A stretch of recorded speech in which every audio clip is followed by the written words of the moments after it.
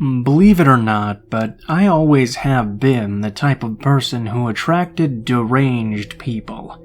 I'm quite young still, but I can't even count anymore the number of times I've had to meet with creeps.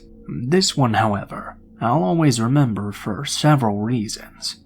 Firstly, because he was my neighbor, and secondly, because it could have ended up so badly.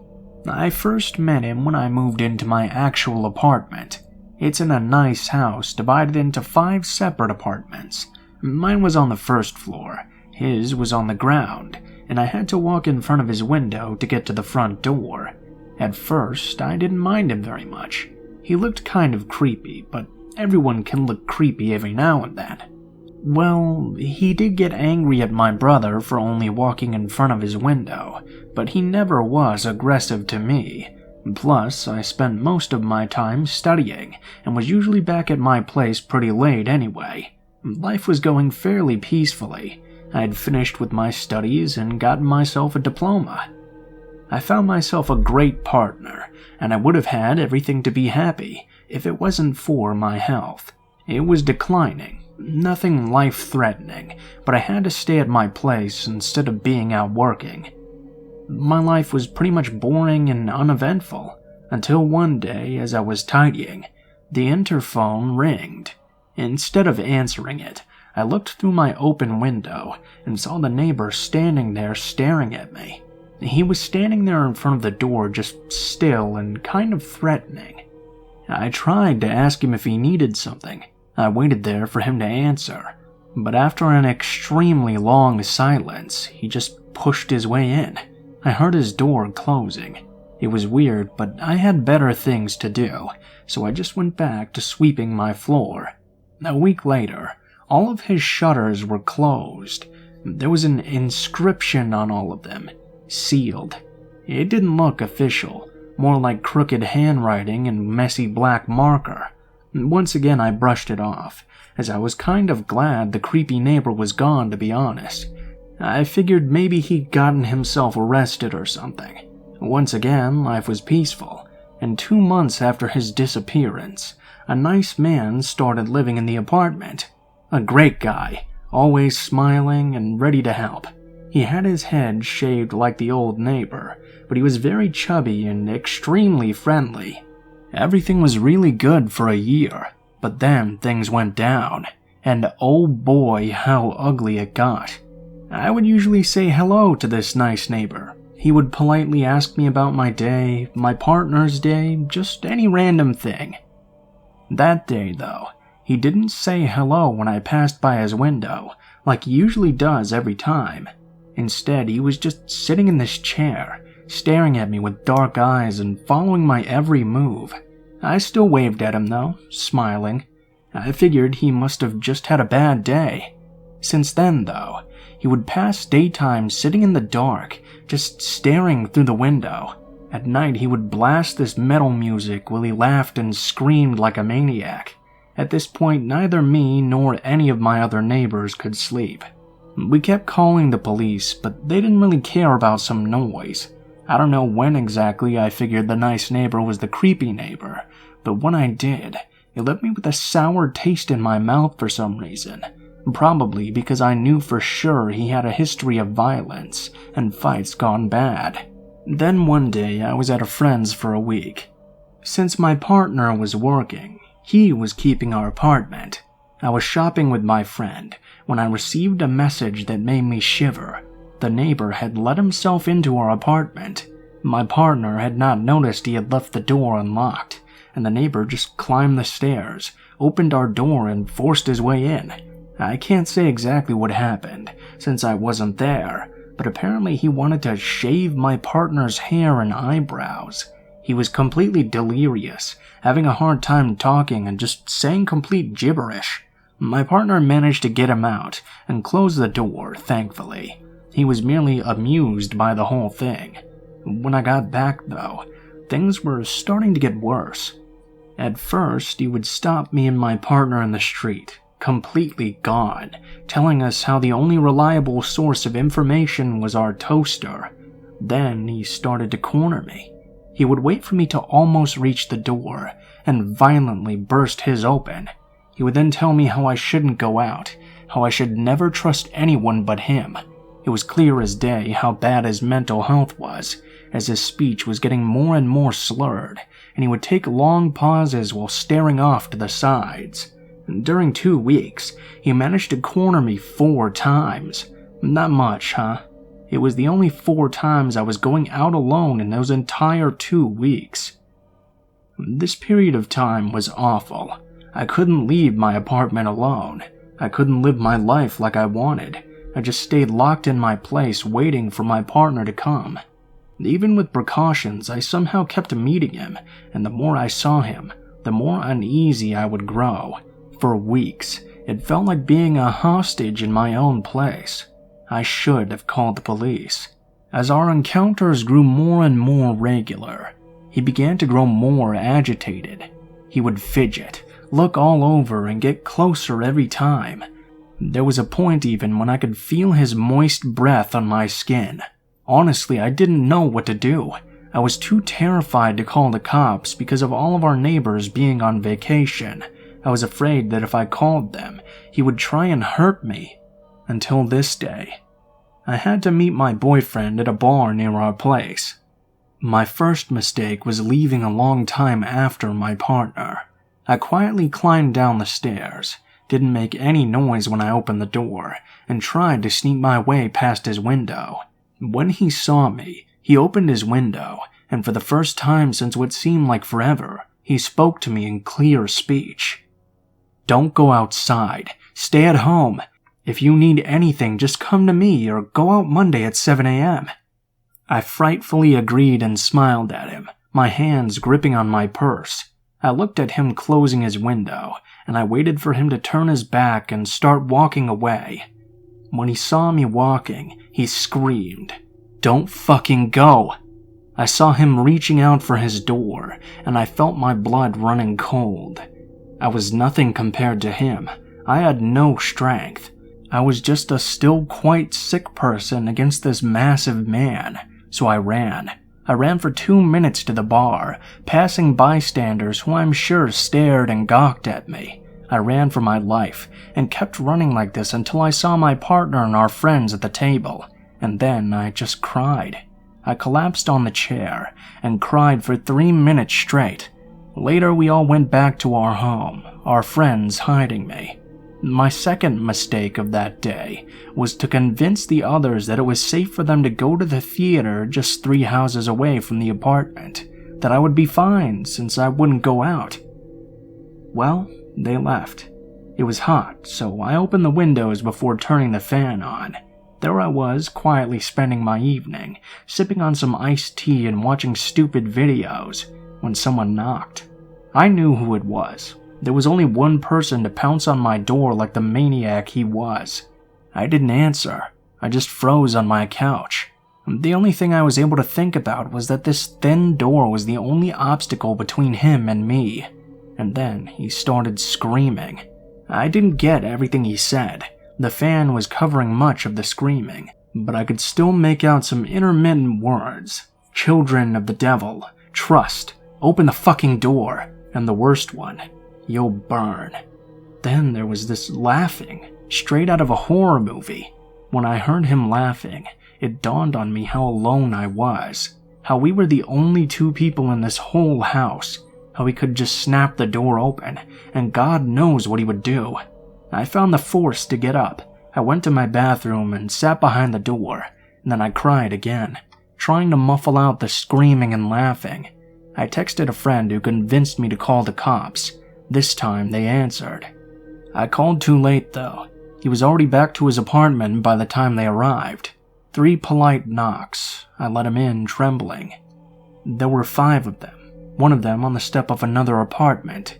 He found glasses filled with alcohol, all partially drunk. I could hear the poison in his voice when he bitterly muttered, "This asshole took liquid courage then." They believed me. They reassured me, but end of the day, there was very little they could do. All I could do was just sit and wait, terrified. After this, I went to the station and filed a report. I quickly learned that 2 others had done the same as me. A social worker went to the neighbor, talked to him, and apparently he had sworn to never bother me again. After that, it would just be loud music in the middle of the night and nothing more. Still though, I just had this lingering feeling that it wasn't over. For 2 months, everything went by fine, until one morning I opened my door and found a beer on my doorstep. I left it there, and it was only gone late at night. Next day, same thing. He just kept putting beers in front of my door for a week. It was 10 a.m. I was just out of the shower, dressed with a black t-shirt, but still in underwear, when my interphone started ringing. Like I always did, and because my window reaches my belly, I passed my head through the window. There, I saw a man who worked in an office just in front of the house. He was maniacally screaming at me, doing these wide gestures, obviously panicked, but right next to him the neighbor was grinning. It took me a couple of seconds to understand what was going on, way too much preoccupied by the sinister expression of my neighbor, but when I heard it, "Come out! You have to leave now! The house is burning!" I looked in the direction of my neighbor's apartment. Sure enough, thick black smoke was coming out of the open windows. I put on my jeans and grabbed my key. No ID, no cell phone, nothing but my clothes and my keys. In the corridor, I smelt the smoke. I coughed a couple of times before running out. I was frightened. I was confused. I was supposed to go to an apartment for a job only 30 minutes from this point, but instead I was just watching the house burning down. I was fearing for my home being turned into nothing but a pile of ashes. The neighbor was just standing there, a glass full of an amber-looking liquid and this freaking grin. He was smoking, looking at the smoke while the working man screamed at him. "You see? I told you there was someone inside! I told you!" I was still watching it all burn, asking myself how long it would take before the fire reached my apartment, when someone grabbed my arm. It was a woman, one of my neighbors who also worked next door. She grabbed me and forced me to sit on the bench with her. She took my hand gently and kept telling the neighbor not to approach me. She gave me water, helped me contacting the person I was supposed to see for the job. Most importantly though, she did not let the neighbor get anywhere near me and stood in front of me the whole time, doing her best to shield me. The firefighters arrived quickly, along with the cops. They asked him basic questions like whether or not there was gas inside, but he mocked them, laughed at them. He tried to smash his glass on a cop's head. And that's when they arrested him. That's when the woman let my hand go and told me that this time we were finally free from him. The fire was put down quickly. Thankfully, only his apartment was burnt thanks to the isolation. However, the level of carbon monoxide was high enough to kill anyone who would have stayed. All of his belongings were put in front of the house.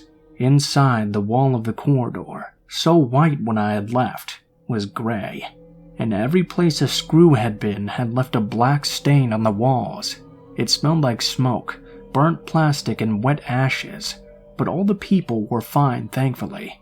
The neighbor was sent to a psychiatric hospital, and the landlord was finally able to break the contract. A neighbor told me that when he had left that morning, there had been a beer in front of my door, but when I exited in a hurry, there was nothing. The fire was ruled as accidental, and we haven't heard much of him since then. Slowly, I was able to go outside without activating my phone camera and gripping my keys like knives every time. I was able to climb down the stairs freely after all this time. I was finally able to rest. But the belongings stayed for a long time, and each time I passed to get to the front door, I would see his notebooks lying around. I had always told myself that I wasn't that kind of person. I would never snoop around. Still though, curiosity got the best of me. Like I had expected, a lot of gibberish was written down. Some racist stuff and a lot of Nazi symbols. Nothing abnormal coming from this guy. But then I found something else. Like a log. Still hard to decipher until it all clicked. Under my eyes were all of the times when people would enter or exit the house. He kept traces of everyone's moves. I found my pages quite easily. Each day for at least 6 months, he knew every time I was alone. He knew when I would go grocery shopping, how long I would leave for, how I looked when I was back. Every time I passed his window, he would write it down. He would write down comments which sometimes would make sense, and sometimes not.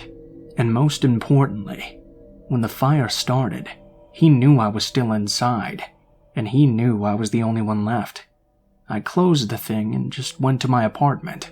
I closed the door like you close a case, but I still silently prayed to never meet this man again, because if we did meet, I don't know whether or not I would live to be able to tell the story.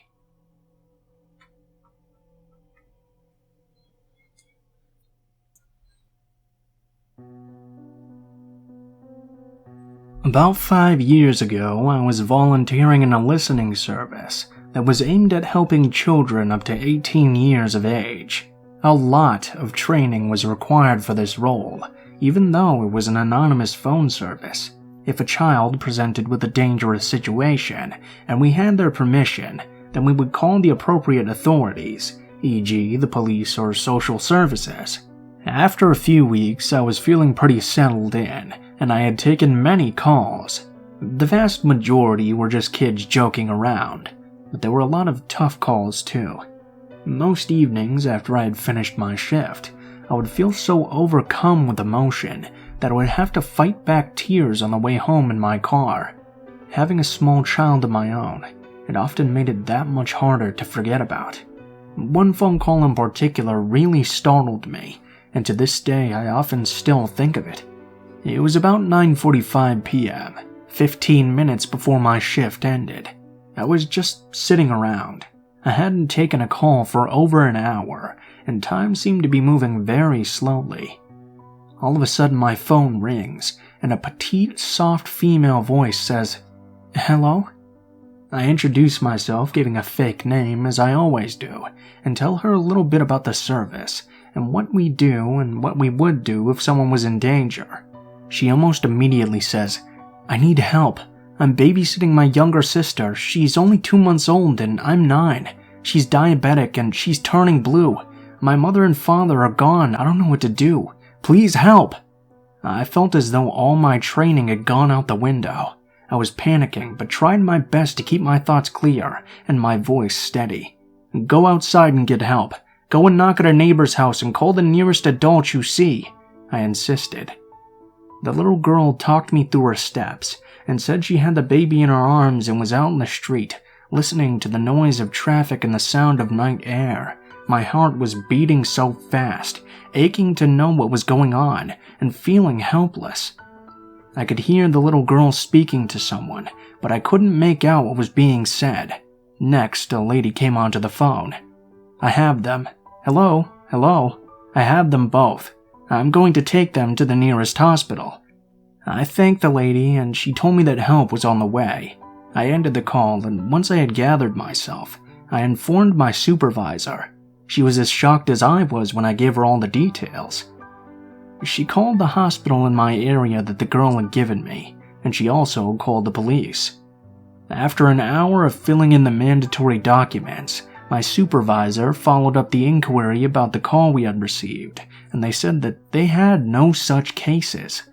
Finding it quite strange, we finished off writing the notes and shut down for the night. And my next shift wasn't until the following week, which I was grateful for. I needed that time off.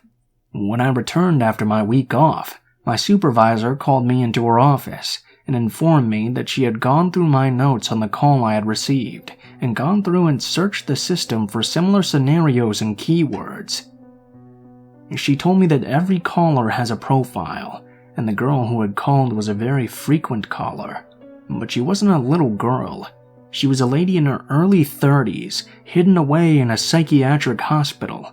She liked to pose as different people, but mostly as a child. This creeped me out, considering the nature of the service and the fact that an adult was abusing it. This information angered me and also disturbed me.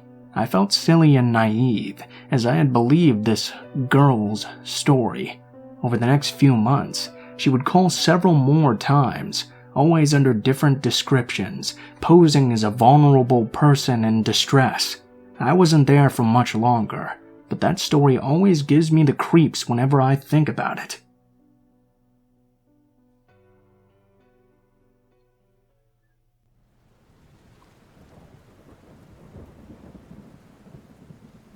Long-time lurker. Figured I'd share my story. I was living in Tbilisi a few years ago, the capital of the Republic of Georgia, running a kind of legally ambiguous consumer credit operation, when I figured it was time I took a much-needed weekend getaway into a nearby small town. The town I settled on is an extremely popular tourist location, given its beautiful location along a river, nestled into a deep valley and rife with ancient churches. With many options for potential guest houses, hotels, and rentals, I decided not to book in advance and to just traipse around until I found something appropriate. I found a very adequate guest house perched on a hill with about a 1-acre plot. Upon entering the guest house, I was greeted in typical Georgian fashion by an incredibly hospitable woman in her 60s to 90s. It's a bit of hyperbole, but former Soviet Union is like that aging-wise. And her son, who was in his early 30s, who resumed his yard work of filling a large hole. He said it was a septic tank, with a foul, lingering smell after a brief introduction. Again, in typical Georgian fashion, the hostess offered me tea, homemade wine, bread, and cheese, all of which were much needed and very fantastic. I'm an American, but my family came from Eastern Europe, so I speak Russian as most Georgians do, and we were able to do quite a lot of chatting. Our conversation progressed from the basic get-to-know-you bits to more personal information, like whether I was seeing anyone, who I was dating, which does come up in surprising frequency when you tend to meet sweet grandmothers who want you to meet their granddaughters. At the time, I was dating a fellow expat from a Western European country. When I told the hostess that I was seeing someone, she seemed quite thrilled and asked me to show her a photo. She reacted with an "ah" and nodded in approval, commenting on her physique in a way that would have been very inappropriate if she wasn't a cute old grandma, that is. I was then pressed by the hostess as to why I didn't invite her and how that isn't what a good boyfriend would do. Put on the spot like this, I lied and told her that she was very busy with a work project. She wasn't, of course, but would be arriving later in the evening. Didn't even ask. The hostess was elated by this news and called over her son and asked me to show the photo of the girl I was seeing. Early in our conversation, it was established that I do not speak in Georgian. The son saw the photo, affirmatively nodded, and spoke in Georgian to the hostess very briefly. Then he turned to me with a beaming smile and a thumbs up and said, "You're pretty lucky, brother," in English. He then in Russian asked if I had texted her yet to invite her. I lied and said I did, and reiterated that she would be arriving within a few hours. It was around 4 p.m. at the time, and a beautiful golden hour glow that lit up the surrounding mountains and valley. The son said he would join us, and asked if I liked Katcha. Katcha is the very strong national liquor of Georgia, ranging from 30 to 75% alcohol content, and made from distilled grapes. I've become quite the savant of this particular drink, and despite some strange feelings about their fixation on the female visitor, I obliged. It's not for the weak-hearted, but I was very used to consuming it at the time. I should have paid more notice, though, to the very intentional placement of the shots he filled for us, but I pushed those misgivings aside and had the shot after a very traditional toast. About 20 minutes later, I began to feel very exhausted and ill, and excused myself to my room saying that I needed a quick nap. Walking to my room, I knew something was amiss. As I mentioned in the beginning, I was fronting a questionable business, and I did have a firearm in my bag. I made a mental note to take it and put it under my pillow, but as one can imagine, it isn't easy to remember things even on short term when apparently drugged. Despite failing to collect my weapon, I closed my blinds as the afternoon sun was blaring into the room, and I wanted complete darkness. Passing out at around 4:30 p.m., I awoke to darkness at 4:45 a.m. with a raging headache. My window shades were partially opened, despite knowing I had closed them before passing out. They were opened with about 2 feet of space visible to the outside. My bags were not in the position I had left them, and the television was on and on high volume, despite me never having used it, and the door was only partially closed. I peered out of the window and didn't see anything, so I quickly went to my bag, retrieved my firearm, and went to the bathroom with the intention of calling my coworkers or a driver to come pick me up. I had no cell service and no Wi-Fi, despite having perfectly fine reception just the day prior. I went back to the bed with the weapon under the pillow, with zero desire or inclination to fall back asleep. After an hour or so of pretending to be asleep, though, I saw the sun peer through the window to get a look inside. At this point, I was certain it was not my imagination playing tricks on me, and that I was in real trouble. I came out around sunrise to find both the hostess and her son sipping tea on the deck, and told the hostess that my girlfriend was arriving soon on a bus, and that I'd bring her when it arrived. I grabbed my backpack and left my other bag to give the impression I wasn't fleeing, got service immediately after leaving the property, and called a partner to pick me up. An old-school businessman who was floating the money I'd run the lending operation with. I told him the story, and he said he would handle it. He did handle it. I still think about the foul-smelling hole the son was digging. Last guessed. Weeks later, I decided that wasn't the place or business for me, and applied to law school in the other side of the world.